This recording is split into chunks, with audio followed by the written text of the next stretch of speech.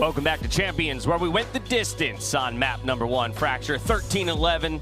FURIA had just enough in the tank to push it over the edge and take their opponent's map choice. Oh my god, I did not expect to see a second half like that, because I came in saying that I expect this map to be attacking-sided. I expected KRÜ to be falling into the trap that they had unfortunately set for themselves, and it turns out they just aged like fine wine. Even though they didn't win the map, it was an impressive showing on that defensive half. Yeah, it was really impressive, and if it wasn't for QCK on that Cypher finding those lurk kills on the extremities, the dish control that QCK was finding in the late round, that really opened the sight up for FURIA. That allowed them to come back into it, because KRÜ, they were not allowing FURIA to actually stick to their game plans at all. I mean, and FURIA had to be strategically better, I think, in this one because of the way that Kesnet was popping off on the breach, right? It's just not something you normally see. Over 300 combat score on a breach. And it wasn't supposed to happen, right? Because when you watch Kesnet's point of view in the positionings that he was under the tower at B, 1 for 1. That's the best you could probably ask for, but he's getting away with 2 kills, sometimes even slipping past and slipping away, and you got to be able to punish Kesnet when he's in those kinds of positions. And that's where I'll go back to QCK, as you already called him out as the MVP for FURIA, coming up big on this Cypher. The dish control on both sides, actually, as well. It was an incredibly important part of the map to hold down, both attacking and defending. The only player that even put it up in terms of multi-kills to Kesnet was QCK, and some people know him as Quick, so, you know, if you're wondering who we're referring to, I mean, how many have? He had 2-2Ks, 3-3Ks, he had the ace, he had the 1v1 clutch as well. The man was putting everything up on the board, and some of the best Cypher plays. I mean, we don't always talk about the flashy sort of players on a map like this when you're looking at the utility, but I think Mitch said it best. This was the brainy plays. The brainy plays are what won this map, and I'm glad that we got to see it. It's like watching a really good game of chess. Yeah, it was, and I'm glad that it wasn't just a superstar from QCK that we saw, right? Because if we look back at the first half, FURIA's defense is fantastic. That dish control you were talking about, Dash, they were able to have 3 members of FURIA be very aggressive forward at dish, and because they have the Viper Cypher defending B, they can have that freedom, the stopping power, the Viper mollies. They can wait for those rotations to be able to make it through, find the help, and they've got all the time in the world. A complete team effort. Didn't take us long to find our Verizon high-speed moment from this map. It was round 7, FURIA, QCK coming up with the ace. You mentioned somebody had to step up against the multi-kills that Kesnet was putting up, and QCK, he delivered this time around. You know, I was talking about those cages. A lot of those cages, he was actually forcing some of his opponents into lines of sight, which obviously shouldn't have been able to be pushing some of his opponents into. That's how he's getting these kills. You can see the tight little angle he got between 2 of those cages in that start of that ace.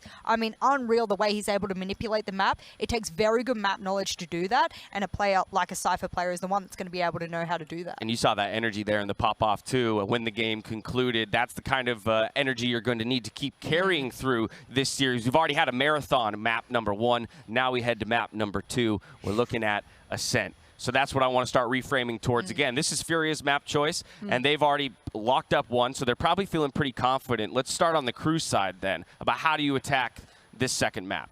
We got to look at Kesnet. Just the fact that he had such an explosive first map, and he's going to have a completely different role change, right? Tom touched on it. The fact that he's going to Reyna, more than likely, on Ascent. He didn't have a good time on the opening day. I think he went 1 for 8 in his opening duels, losing out on most of them. KRÜ need him. They need him to find those openings, be slippery, use that Reyna kit to the max potential that he can, and hopefully create that sort of pressure on the side of FURIA. As we continue this conversation, let's jump in to see how KRÜ is warming up with the AIM Lab pre-match shoot-around, getting into that firing range, warming up the fingers. Make sure you can find those headshots. You guys may have noticed, too, on the team statistics that they were matched to the 0.1% on headshot accuracy between both teams from that first map. Honestly, the big thing for me is, even if you've got players who are popping off with high headshot percentages, I think the highest I pulled out for the entire tournament was 40-something%, and it was unreal, and I didn't think I was sitting on a desk with someone had 25+ kills with a 40% headshot ratio. That's unreal. And I mean, obviously with the shoot around like this, you're trying to get yourself in the zone to be able to do this. My big thing is on Fracture, there was a lot of long lines of sight there. There was a lot of plays for a lot of the players there when they're shooting long ranges like that. I would like to see them tighten it up a little bit. We're going onto a map where you can do that. You can have those more short range engagements, so you're not locked into those long range, trying to sort of pop shot the head from across the map. Maybe you don't have to be as accurate on this one, so we'll see. Right. I mean, yeah, if you play to the sides, right? Yeah. You have that option for long shots if you play through the middle, but otherwise go to B main, A main, try and find those short-range gunfights. We'll see if that's the answer for them. We already mentioned the Reyna switch up, and I think that's the key difference between these two squads. Last time they played, it was a Reyna on the side of KRÜ. It was a Sage on the side of FURIA. So very distinctly different approaches there. Very distinctly different. And, you know, we have to touch on FURIA just a little bit more as well. In the opening of the show, we mentioned that FURIA, they almost 2-0'd Sentinels. The first map was Ascent. They were up 5-0 versus Sentinels, and they were at one point tied 8-8. It was those man advantage scenarios that FURIA were finding themselves in, and they weren't able to convert 5 versus 2s, 4 versus 2s, those weird, wild thrifties. I'm looking at FURIA to, they should be able to bounce back, right? I mean, just because this was just a couple days ago, it was so damn close. I think FURIA are going to come out swinging. They should be feeling super confident. Some of the running storyline that we've had throughout the desk in the past couple of days, Dash, is the fact that some of the players are giving a little bit too much respect to their opponents, especially in those late rounds, turning around and going, well, such and such is still alive. We might not have what it takes to cap this round out. Maybe, and okay, I'm just spitballing, maybe now after that first map win, they've turned around and gone, this is easy. We've already got one map under our belt. Do we really need to give that much respect to our opponent now, knowing that we can do it on their map pick? It's a good question, right? And this tournament, if anything, has already illustrated to us so far that the competition is a lot closer than anyone thought. Yeah. Taking into account Masters 2, Masters 3, where you saw maybe some larger discrepancies in skill between teams or regions. Here, everyone has been tested from top to bottom, and I think FURIA will walk away from that Sentinels series saying, yeah, it hurts to lose, but if anything, I think that showed to them that they can compete with anyone here in this tournament. Yeah, absolutely. I mean, it's very clear that the gap is certainly closing. These matches have just been getting tighter and tighter. And as we go over to Ascent, you know, we touched on the fact that Reyna is going to be a switch for Kesnet, but we're going to see a lot of switches coming through here, actually, just because Fracture is so different. Yeah, I mean, we're going to see Sovas coming back into the mix. We're going to be seeing Killjoys over Cyphers. So certainly, I think just the change in pace for these players individually, they're going to have to be pretty thoughtful moving over into the second map. Something to highlight as well is that in map number 1, we're highlighting QCK over and over and over again. Very likely to play the Sage now, jumping into the second map. When he was going up against Sentinels, he struggled a bit. He was having a bit of a bad game. That's okay. Guess who stood up? The highlighted player on the pre-desk of Khalil, and he was on the Killjoy. So it's giving an opportunity here for FURIA, and we criticize KRÜ having maybe some issues in the team synergy and the ability for them to be and play as a team. That's now not so much a problem on Fracture, but on a map like Ascent, where FURIA just runs riot as a team, some of your worst players on map 1 now become your best players on map 2. All right, here we go. Prime Gaming Agent Select. Let's find out. Yeah, oh man, I'm just... KRÜ are looking like a completely different day as well from the first day. Their confidence, it seems like it's beaming. I don't know if it's because it's FURIA and they're just very familiar with them or not, but if they're able to make Ascent look even half as good as they did Fracture, it should be a pretty good second map for these guys. I mean, that familiarity of Ascent over a brand new map in Fracture, that should surely allow them to have that second plan B, plan C, plan D even. I think we're... Oh no, I'm doing that half thing again, Potter. Look, smack me down if I'm wrong, but I'm gonna say KRÜ starting on the defense. Their best side on Ascent is their defensive side. Okay. So I really feel like once we get to the halftime and it comes back to us on the desk, I could probably give a pretty good indication, in fact we all should be, as to whether or not KRÜ is going to be able to take us to a third map. And I hate deciding a map in the first half, but when you're decisively more defensive sided on Ascent, it's going to be pretty clear when we get back. So they're going to have to start hot. Total spotlight on KRÜ on the defensive side. I like that both teams are reaching for comfort here to kick things off when it comes to the compositions. You want to make sure that if you are, or rather when your tournament life is on the line, that you're either moving forward on your best foot or exiting on your best foot. Either way, right? You don't want to leave any questions to remain on the stage as you have to step off. Yeah, absolutely. And, I think KRÜ have shown certainly that they, again, as they're warming up more and more into this tournament, I mean, I just blinked out. Something dropped behind me on the stage, and I blanked out. But yeah, KRÜ, they're heating up, Jess. I think we have to put a lot of respect on all of the regions. This is one of the highlights. Since we have a couple of minutes now, since the players are just getting their gear ready, I really wanted to highlight the fact that regions around the world, we're not going into the World Championships and going EMEA versus NA. We're not doing that. We get to come in and go, oh my God, Brazil, look at what they're bringing to the board. They're pushing Sentinels to the edge. Gambit, Ascend, people are having to have rematches because they themselves could have lost out in those matches. My goodness, we have an actual World Championships. When you say it, you want to mean it, and I mean it to the full degree. And not only that, for KRÜ, I'm hoping to see them look as confident in the gun rounds, right? Because if we think back on their first day, they were super wild in those thrifties, converting. I believe on Haven, they only got 5 rounds, but of those 5 rounds, 3 of them were off the back of thrifties with those pistols, that no fear, nothing to lose style from the squad of KRÜ. It was their back pocket strategy. It was a strong look for them. So I hope that it translates when they've got the actual inventory to be able to fight neck and neck, fire with fire. All right, the players are readied up. It's time for us to dive into round 1 of our second map here on Ascent. And as I think we do actually owe Tom a thank you for shutting Mitch up and getting us to that commercial break so we had a chance to talk. Production has also gifted us with round 1. Oh, so the casters don't. That is this the is what punishment happens. for the. Tom is giving me the massive thumbs up. I know Mitch is probably very excited to see how we handle this. A tri-cast in Valorant, round 1, pistol round. Let's see what these two teams bring to the table. Well, this is what you get, Mitch, when you steal some of the desk's time. We get to steal one of your rounds. You're only back on the cast for the first time since you've been able to He's gonna leave be out that of a job hotel after room. this. Absolutely. Potter, hit me with the strats. They're going to be hitting up A-strong. Well, look, there's 2 frenzies on the back of Zand and Madsen. That tells you one thing. They want to get in the faces of these defenders that make things interesting. The Sage Wall is already down towards tree. Zand, look at the aggression. Just popping shots through that Astra smoke. That should buy some time for the spike to go down.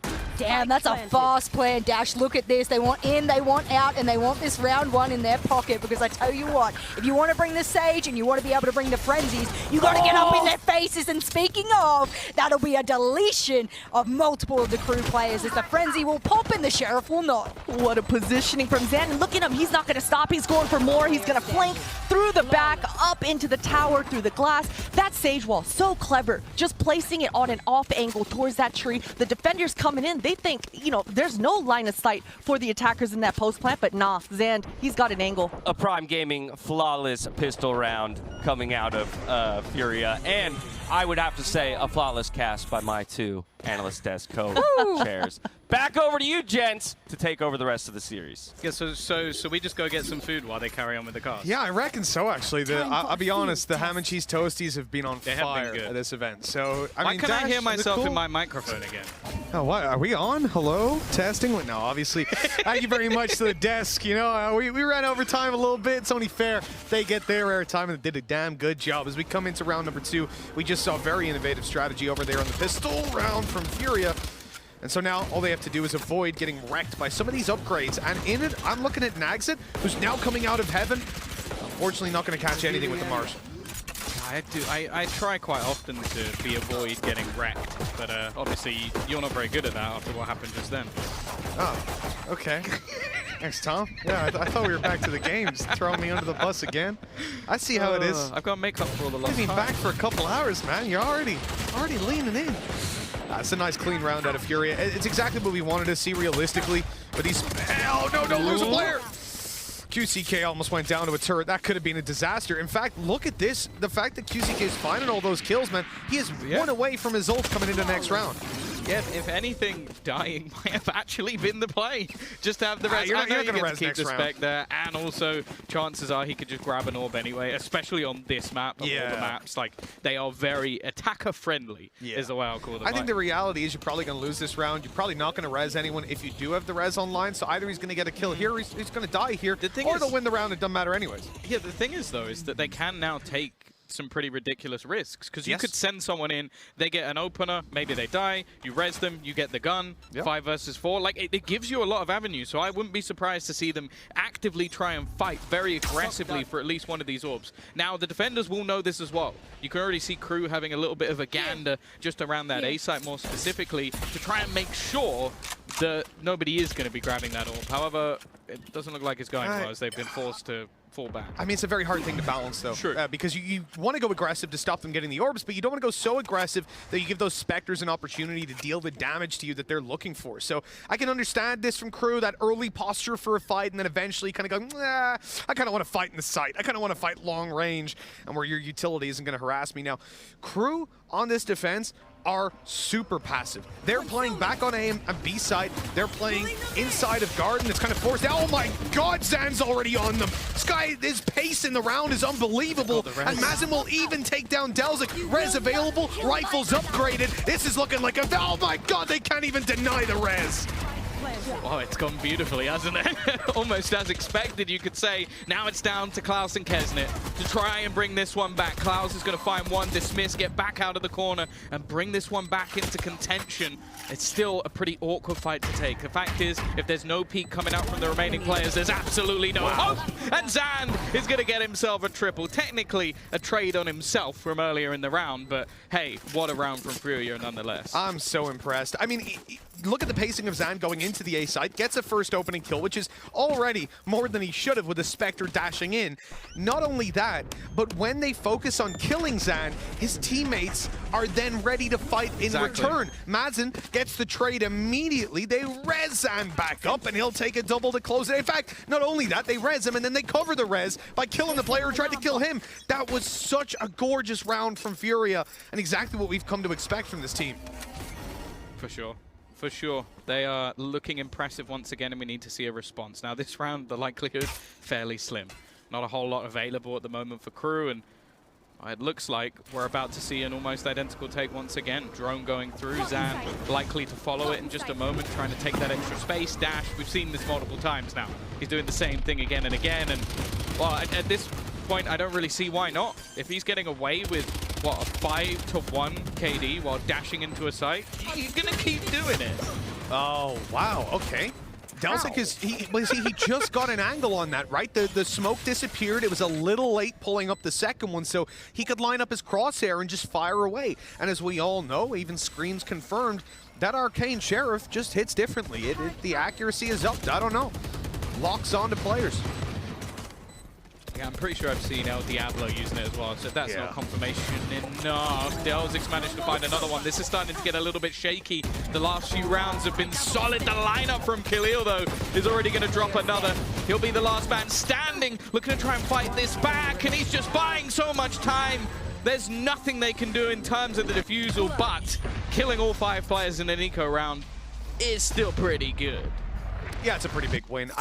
Considering the context of how we ended up here, it's nowhere near as impactful as it would be normally. The fact that FURIA have been able to chain together all those rounds, the fact that they got away with the bonus that they did, but still, it is important to get these little rounds in there because they give you that little bit of a boost. You're like, hey guys, look, we just wrecked them on an eco. Now let's come back in and destroy them when it comes to a regular round when they've got those rifles in hand. This is the 17-year-old, by the way, just in case you were wondering. But I do feel like that's the thing that's impressing me most. Like, from a youngster, I expect the A. I really like the ideas. Oh, never mind. We don't get time for that. Naxit's already getting aggressive. He's trying to get out of here now. Cloudburst put down, but in comes Zan. Not going to check the corner. They don't believe he's still there. Blindly firing away in the corner. Naxit's taken down eventually. Just too much utility coming his way. But the fact that Mazzino falls as well, that's a disaster. Have they spotted Kesnet in the corner? It doesn't matter either way. The smokes come up. The execute's not going to happen. But in a 5v3, FURIA aren't going to be too upset about their pace being interrupted. Yeah, it's unfortunate because considering this has been almost an A push every single round, KRÜ gamble that they're going to push into B and they still lose all of the fights. So it's a good read from KRÜ. It's just the, well, I guess the execution of it that doesn't actually work out. Now, they have managed to find one back, bringing things at least into a workable position. They've got a couple of ultimates online. Cosmic Divide for a retake, and as you can see, Kesnet's already given up the site. This is almost the plan at this point. Yeah, you're going to just try to pick off 1 or 2 as they come out, at least grab the information.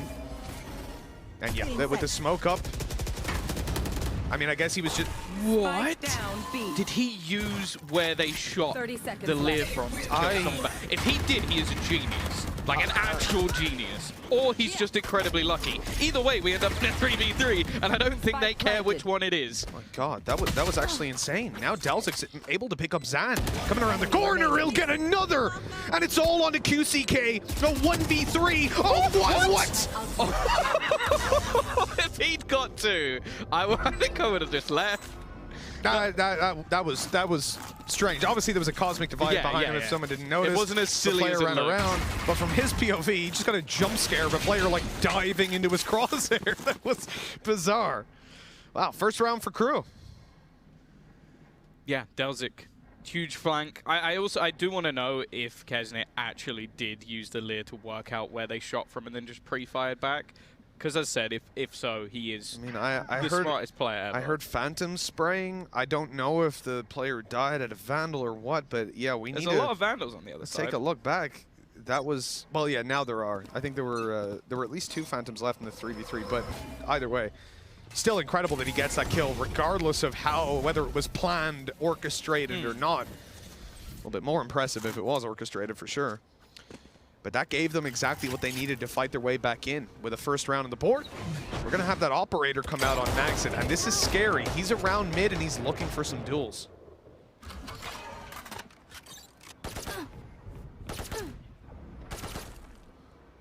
Well, I think they know where Naxxit is. He's taken a fair bit of damage, at least in the early portions of this round, just from a turret. But he knows that they're in this corner, doesn't connect the shot, and that allows both players to escape. Unfortunate that the Jets unable to get anything done. You have to bear in mind the double duelist means they do have to be this little more aggressive than what we see on the other side with the just extra pieces of utility.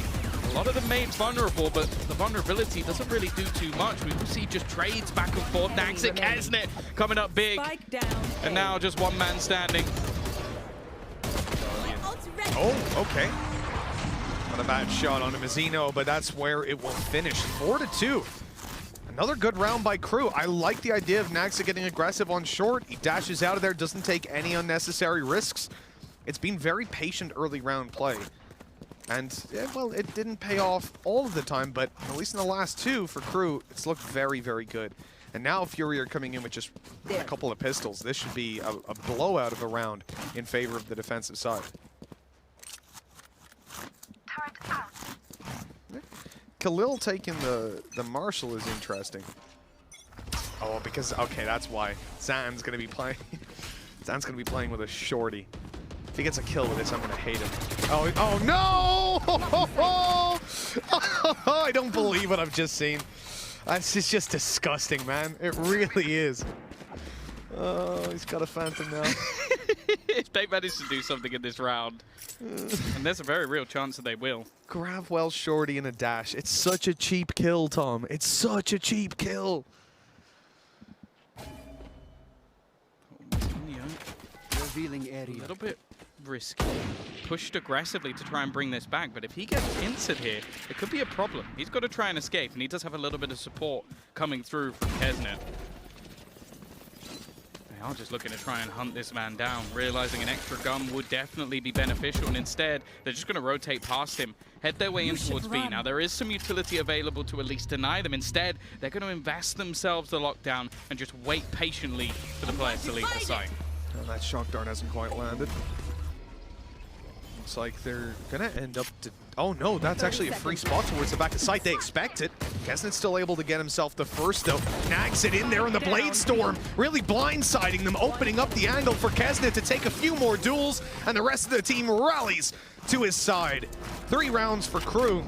Very well done to avoid being punished any more harshly than it could have been. I'm still not over Zan doing that, though. Can you imagine what that does to you as a player? You remember, I mean, we've played some of those fun little scrims up against Flights, and when he did that with blast packs back in the day, it was the most tilting, because you don't, no matter where you are, you're like, this dude can just eat.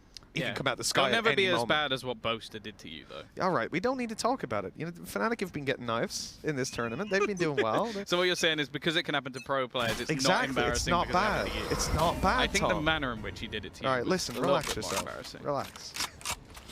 We don't need to talk about it. 3-4. Humiliation. KRÜ are doing really well right now. In the last couple of rounds, sure, the previous they ended up losing 2 players, but considering the manner in which FURIA did it, I think that's acceptable. Used it.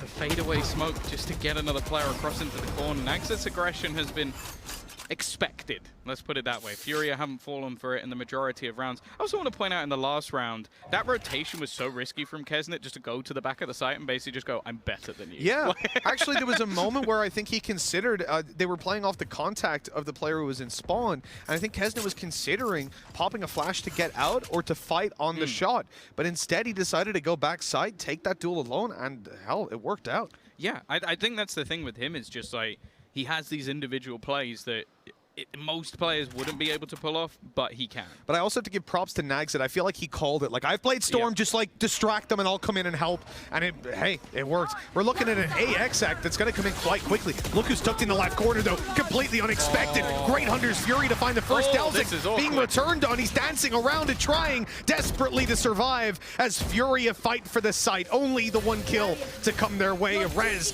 will be deployed. They've got to break their own wall. They've got to rush in. I almost wonder if they just saved now. There's a short play. No, they're not saving at all. The short players are rushing it. Only going to find the one here. Mazzino well able to hold on to that control. A 4K out of the Sova. Yeah, FURIA, I think they panicked with the 20 seconds left on the clock. It was like, do we save? No, we're already up short. Just go try to make it work. And, well, they didn't. Yeah, walling yourself up with 20 seconds to go is probably not a play. I think it is worth it, though, to get that res. Like, realistically, running in as a solo player If it wasn't 20 seconds, yes. But with 20 seconds, you put it down. You then have to spend the time breaking it. You have to wait for the player to res. Like, the best case is you're running in as it was with, like, 12 seconds left. It's honestly, like, it was just too much of a panic to actually get anything done. And you're also not gambling on the fact that your opponent is also doing something while that wall is up. I've never enjoyed timeout so much, Tom. I'll be honest. Like, right away is... Oh, yeah, a little bit of bass in there. But you can see it, man. The concentration on these players' faces, they are not messing around.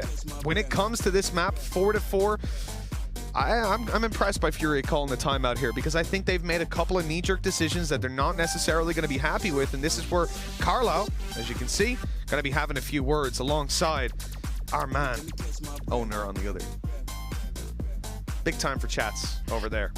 He's going to try to transport his team to victory, like putting them in the back of the trunk, driving at full speed. You know what I mean? I will say as well, going all out. I love his outfit, by the way. Out of the 2 coaches, all the coaches in the tournament, sorry, these are the 2 that I would least like to say no to, because one of them is an absolute giant who I feel like could just like pick me up and just be like, this is what you will do this round. Like, just almost, and then the other is Jason Statham. Honestly, it looked like it looked like a Jason Statham movie when they stood beside each other. Like that was the final boss fight, and then there's just like all the minions around him as well. You know, it would have been perfect. Honestly, I like their outfits. So honestly, KRÜ leveled up coming into Champions. They got style with their gear. I get one of those tracksuits. I'd also like you to get one of those. You know what? Honestly, after the way they played today, hell yeah, man. I didn't expect to come out of this liking KRÜ and being a fan of KRÜ, but here we are. Been enjoying their gameplay. They're already at 4-4, building up a couple of rounds. Let's see what else they can do as we come back into the game. We're going to see another unsuccessful early duel. I don't think Naxxit's really found anything with this op in the early round here in Ascent. Yeah, it's unfortunate. It hasn't really affected them too much in the majority of rounds, but we are seeing that there have been occasions where they could have had an easy early advantage. Now in a round like this, I wouldn't really worry too much. Like, you're looking at pistols, although they've now got a blade. They had a blade storm. It's gone. Blade storm used to try and counter the Sova who was down below. They knew Mazzino was there based on the shock darts, so I don't blame the angle that he took. You just don't really expect a second player to be towards the stairs, so that's going to be an unfortunate ultimate thrown into the wind and not really finding anything. But Khalil trying to get a little bit of a scrim out towards mid. And he's going to have an opportunity in a second, but look at that. Kesnet's winning the duel. You can barely even see him.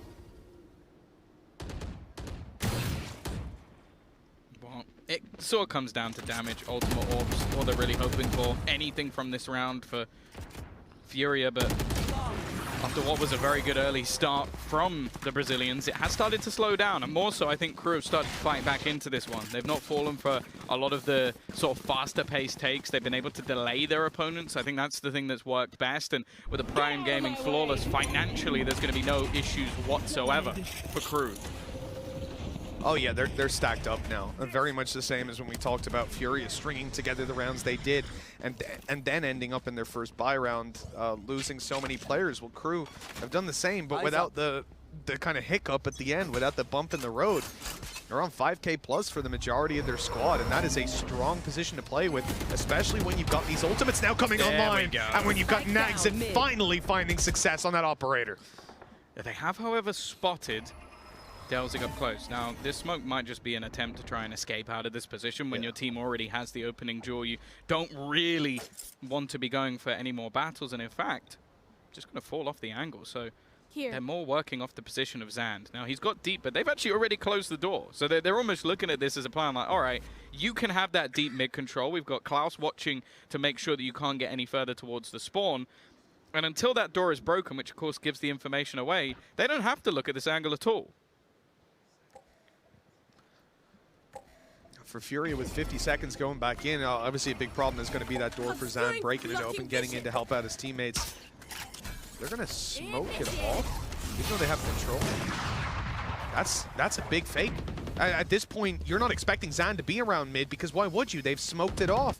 But Nagzit's still going to hold it.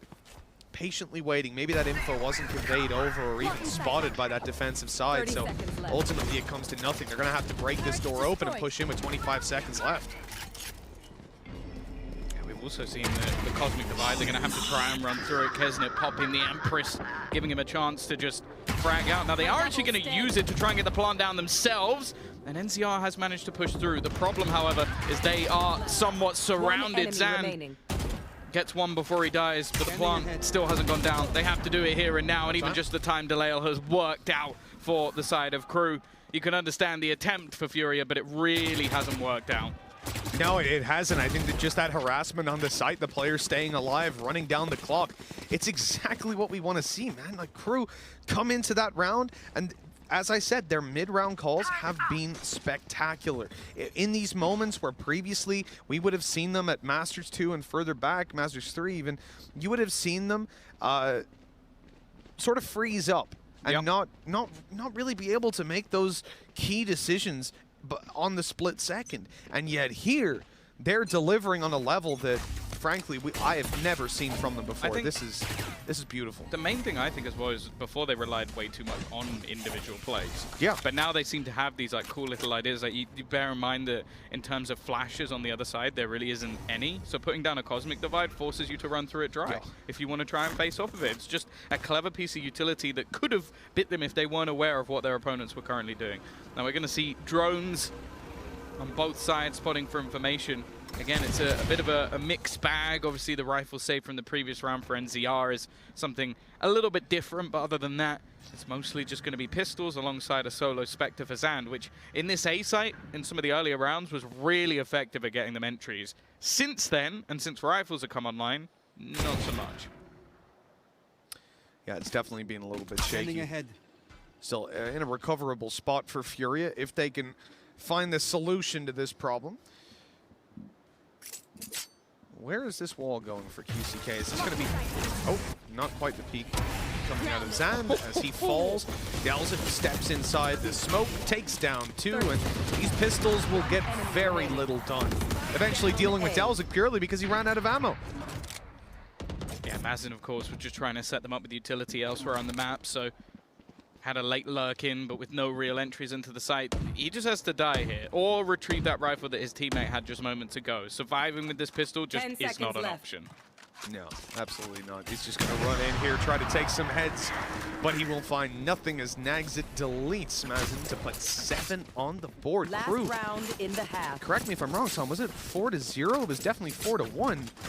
And KRÜ have managed to bounce all the way back in dominant fashion.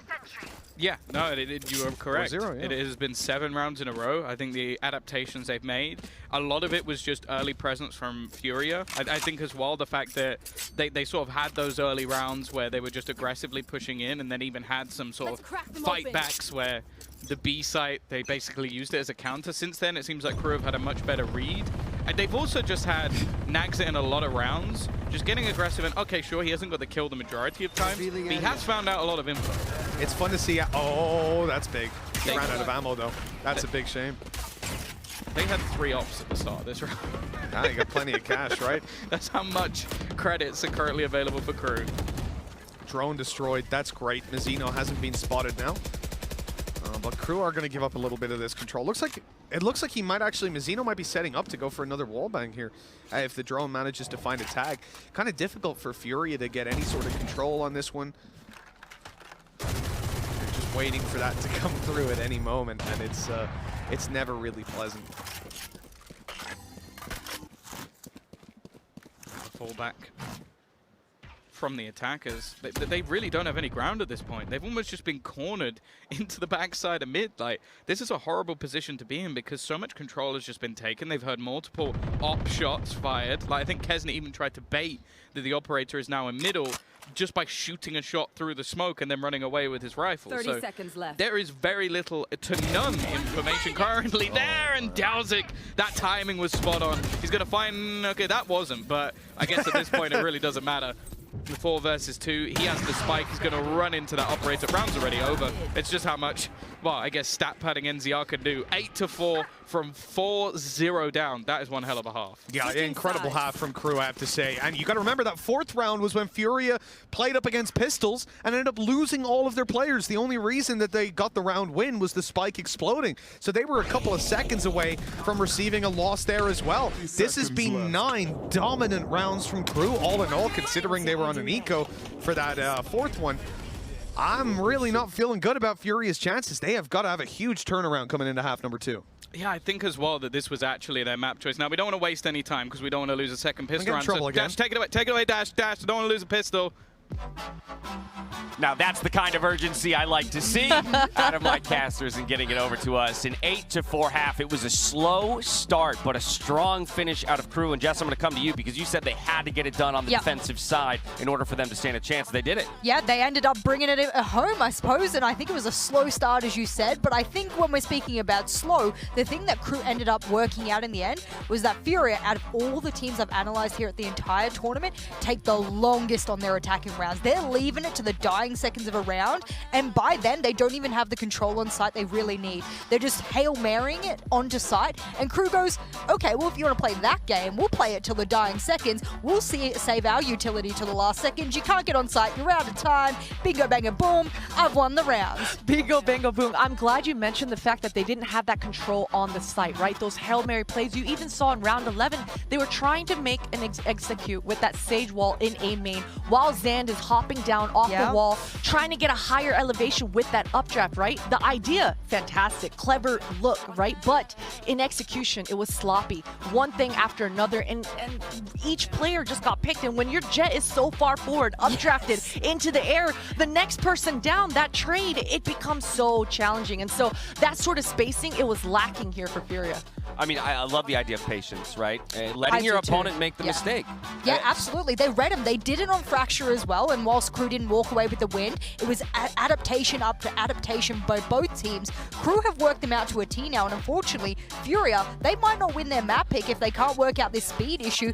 They're on defense now, so lucky enough, but sheesh, they let it run real late on attack. Yeah, and Dash, you looked at me and you said, is that 3 operators in the map? That is a telltale sign that the defense is not just feeling good, they're balling out of control. They got the econ to be able to just drop operators across, and they're feeling confident enough that as those barriers drop down, they're taking more forward angles with those operators. So that was a good look for KRÜ here. They were rolling in the money, but now we hit the reset button as we flip sides on the map. 8-4 stands the score. KRÜ looking to push us to a third. Back over to Mission Tom. See, I was looking at the timer there. I think they spoke for at least an extra 20 seconds, so I'm just billing that one for later just to make sure that in case we talk a little bit too long, like, you know. We'll get a little death segment on after this one. See, people don't realize how extreme I am. I have a stopwatch currently going. Oh, yes. Oh, yes. Tom is ready to go. Dash doesn't know what kind of door he's just opened. I'll say that. I want to mess with this guy. You don't want to mess with KRÜ either, though.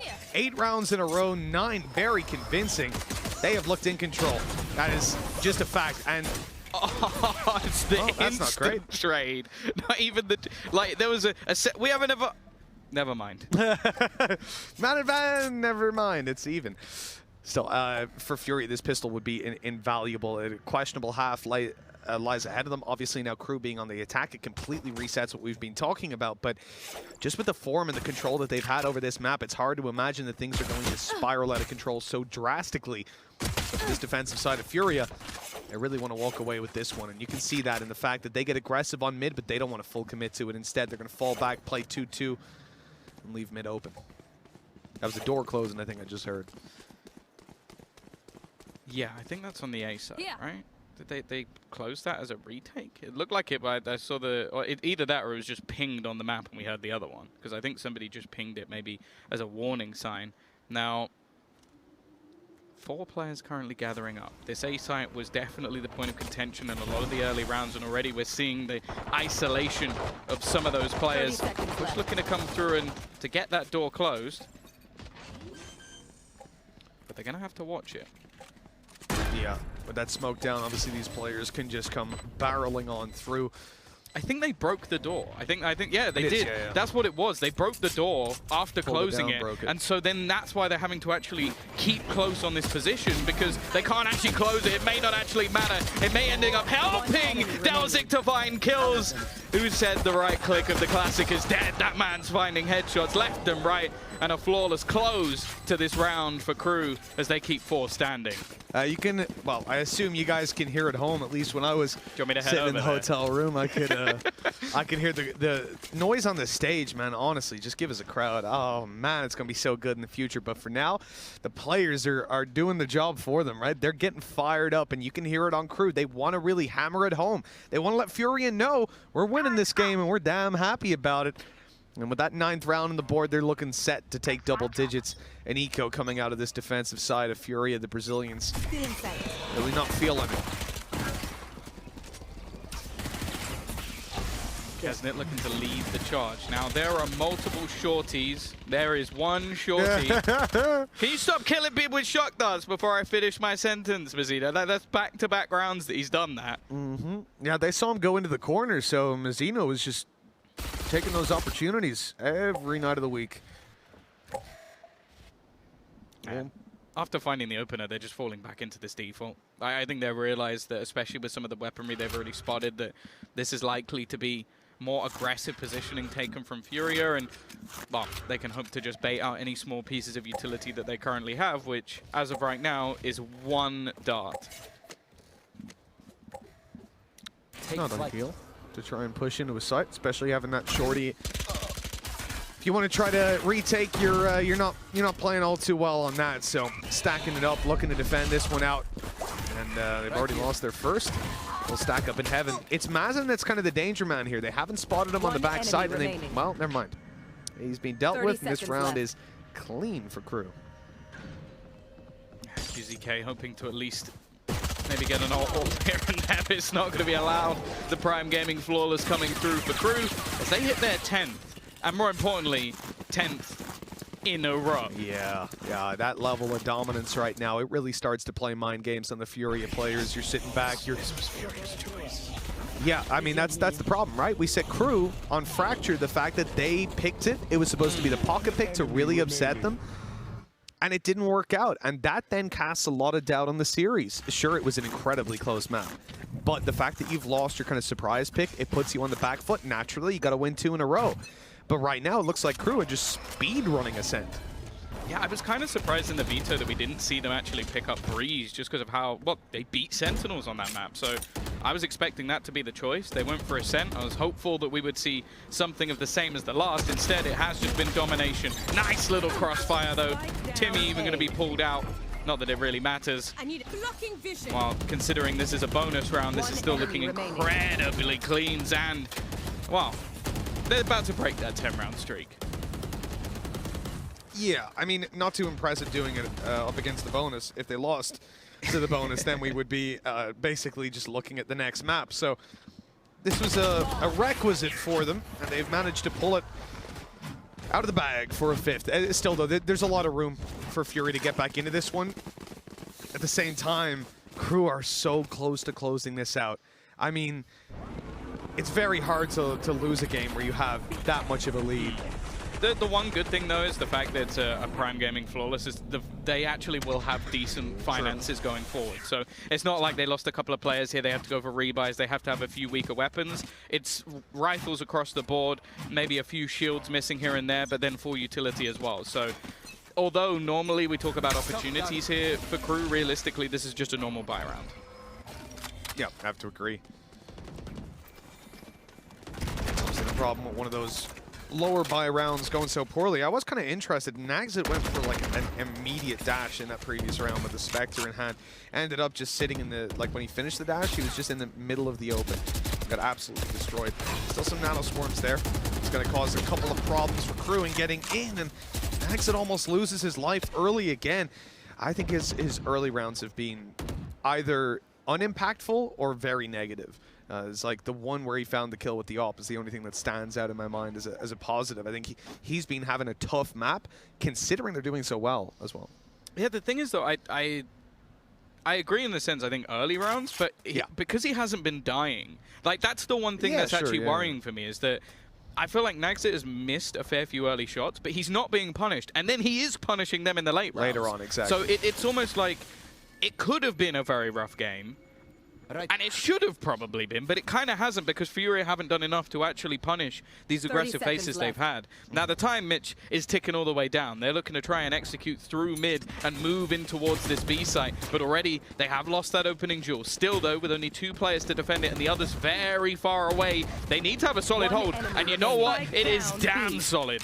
Only 1 player being dropped is Zand, and, well, Nagzit, he'd have to have the best late round of anyone ever, and probably be cheating to kill some people through some walls. Defaulting for KRÜ here is something I kind of want to see. I think they're going super aggressive on a lot of these hits. Like they're waiting it out for pushes and then bursting in. But I want to see that little bit of extra map control being taken in a more, I don't know, contained way.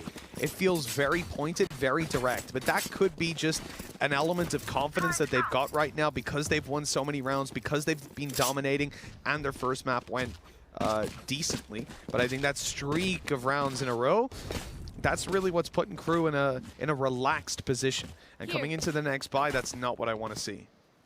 I like this timeout. This is a great, exactly everything I'm just talking about. I think is why we're seeing that timeout come through from KRÜ, and this is exactly when you want to get those issues fixed. Yeah, it's an early enough pause. You still have a 4-round streak that would need to come through from their opponents if there was going to be any chance for them to even just equalize the scoreline. And it's not like a worried, frantic sort of pause. You could see that coach, he's just lost the lid to his cup.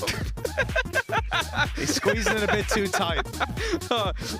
Just see it fly up. But yeah, he seemed fairly chill in the way that he was just explaining things to the team, and I think they know they've got enough of a buffer that this isn't a worry. Yeah. Now, I did see that there was still that rifle that kept over, so maybe there's a chance for Nagzit to have that hero play we've been looking for. As you sort of mentioned, he has been the aggressor, and now being on that attacking side, there are more opportunities for him to take some risks. The only thing I will say, I would almost like to see him give it over to Kesnet and then go for that sort of dash into the side. Like, give them the space so that then he can peek through and look to try and take some battles, rather than, in a lot of cases, if you're dashing him with a rifle, you're the one getting shot in the face.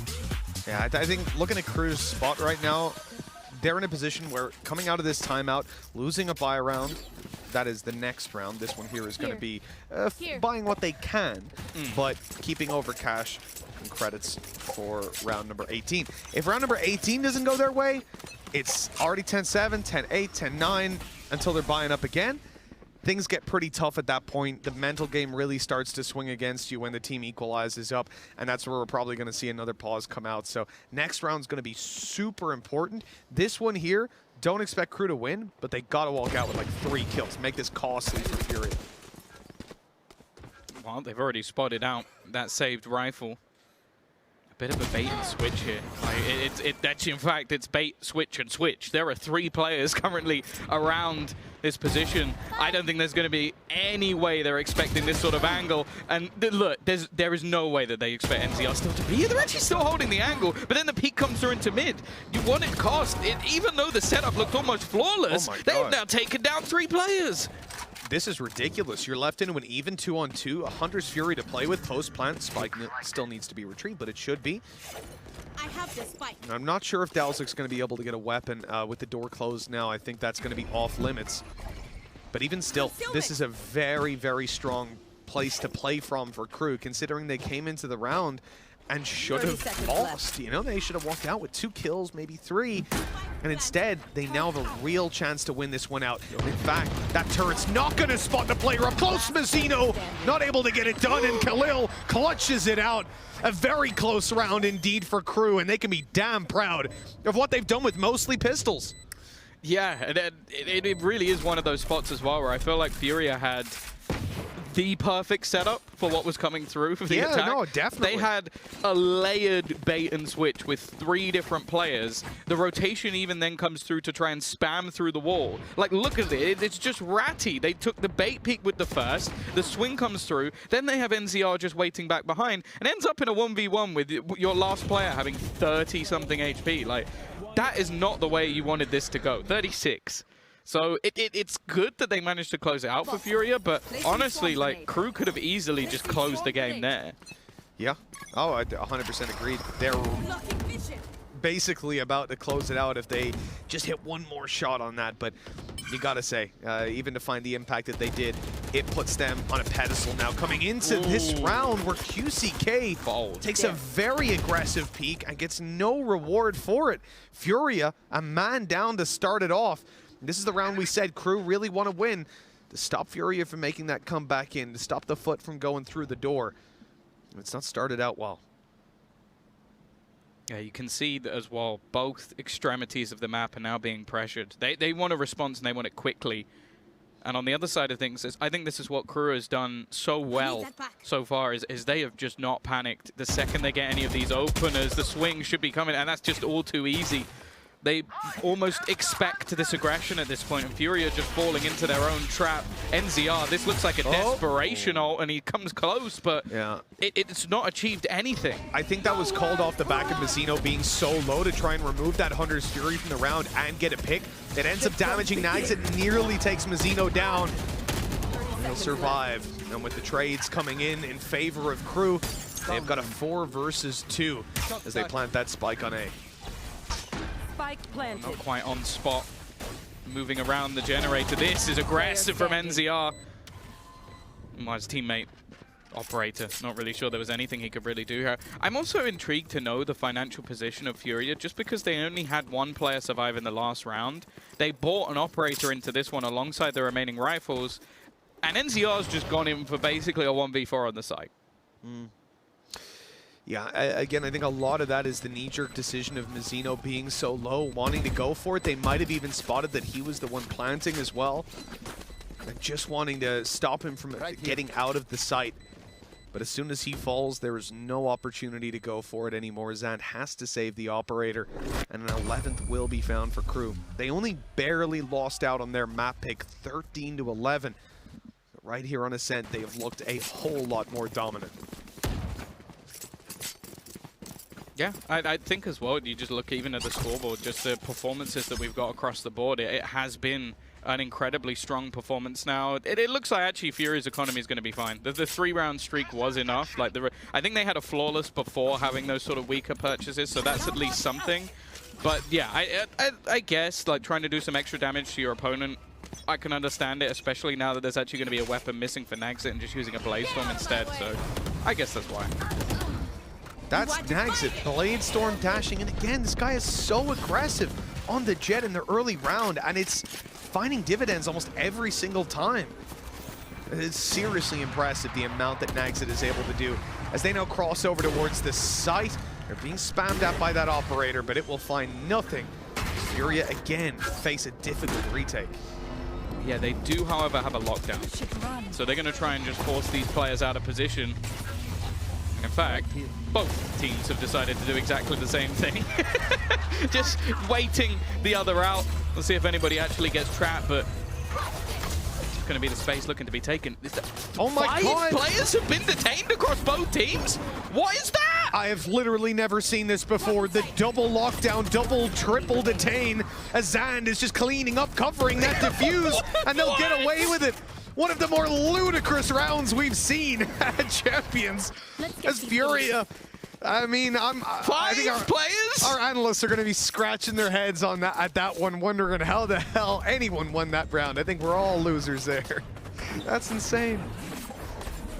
That's just unbelievable. I've never seen anything like that before. Kesnet also, he got detained up top on the balcony. So he was actually running back around and killed 2 players of the enemy team because they never expected him to be up there. It was a nice attempt, but yeah, that was very, very peculiar. Maybe losing their one versus the other team's one, and it just ended up weird. But hey, I'm sure FURIA are going to be taking that all day long. And look how bad the buy is. This is why they wanted to do damage in the previous rounds. Wall timing is everything. It's going to be broken relatively quickly, but that gives so much information over to QCK, now knowing that there's players around this spot, and while what was being attempted as a fairly pacey take has been slowed to a halt. Yeah, absolutely. I think KRÜ are going to...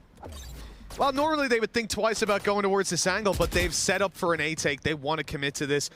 And so dealing with QCK is going to be the big thing. Can they actually manage to find this duel as they come around the corner, at least the trade? Klaus already down. It's time to move through short. One is already being spotted. The smoke goes up. QCK falls back. And to concede the control. Allow them to move towards this site. But they'll punish Nags who got a little too greedy. Oh my god. What?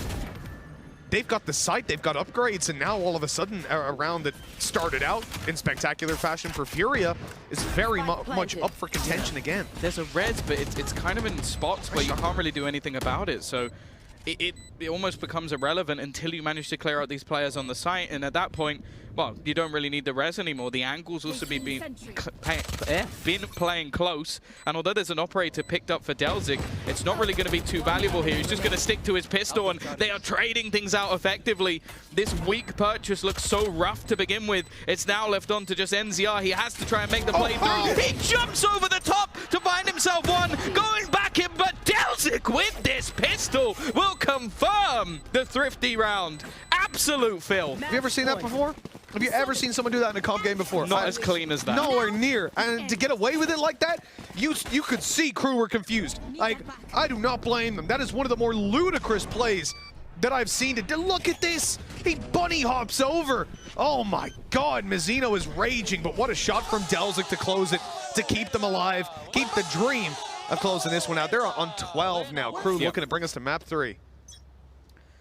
Yeah, and now it's their opponents who end up with the damaged economy. A stinger, a couple of judges, and, well, the rifles at least on the remainder. They do still have a res available for this round, but I think I'm a little bit more worried about the Empress, knowing that Kesnet will have the opportunity to heal and dismiss infinitely is a tiny bit scary. Oh, yeah, definitely. The double judge play, though, is always on the defensive side. My god, it's scary. But for FURIA, it's scary to be defending the whole map with it as well, having to use these double judges. And it's going to be a very stagnant hold. Not surprising at all, considering what's in it here for FURIA. The weapons that they have don't really allow them to get aggressive on any of these angles. They've just got to wait for KRÜ to fall into their arms and hope they hit the shots when they do. Yeah, they've been using a lot of delay tactics thus far, especially QCK. So already his wall will fall, but with only 45 seconds left, some space needs to be taken. It does look like they're going to go walking straight into the judge. The first kill comes for free, but there should almost definitely be a trade. No, he hits the shot anyway. Nags it with 2 back-to-back, looking to put this one in the grave. 30 seconds left. Now for the defenders to try and do anything. The plant coming through on the A site, and well, this might not be pretty, but even the time being bought is worthwhile. This is going to be a rough one, and Mizzino, that's just filth. Yeah. That's the timing to get that kill. He knew they wanted the weapon, right? That's a good little lurk out towards the bottom of mid. NZR is dead, and it looks like Khalil might be done for here. He'll find the first, but still 3 more to go. That was a damn good attempt, but in the end, KRÜ will take it, and we will go all the way to map 3. It's exactly what we wanted in this series. It has been a banger from start to finish. KRÜ definitely the victor in this one. Like, they came out on top for the majority. The streak of 10 rounds in the middle of the game, definitely making this look like one of the stronger maps from them. And it was their opponent's choice. So, yeah, I think going into the third map is going to be a pretty difficult one to predict, because Both teams have now won the opponent's choice, and now we head into Haven. Now, altogether, this series has delivered far and beyond what I expected. You see the fist bumps there as the players walk off stage. The respect is definitely there between them, and there's no doubt after this one that we're in for one hell of a series in this, or one hell of a map to close this out of map 3. Yeah, that's true. I don't know. The thing is, I feel like there's been so much of a back and forth already between these two teams. There was a part of me that started to believe, more specifically, that FURIA were even going to be able to bring this one back. Even after 10 rounds in a row, it started to go in their favor once again, Mitch. So I sort of think going into this map, or going into Haven next, there is a real opportunity that even these last few rounds that they just managed to get after what was, as said, 4-0 up and then 10-4 back, will at least give them that little bit of extra confidence, even just on an individual level. Oh, yeah, definitely. Look, as we talked about in this series, I think that having a team like KRÜ, who have constantly been able to defeat the Brazilian teams, right? They have that whole aura around them. For FURIA to come in, win their map pick, it's already tearing it down. But this map right here, it resets it. It puts the pressure back on a FURIA who were feeling over the moon to have secured Fracture. They felt like their trap card had been activated and the duel was over.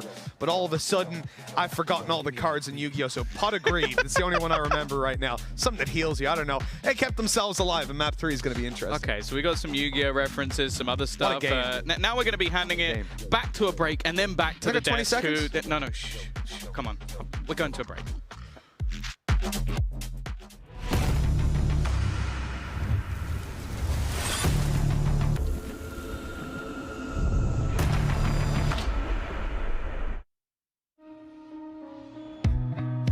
Time slows down.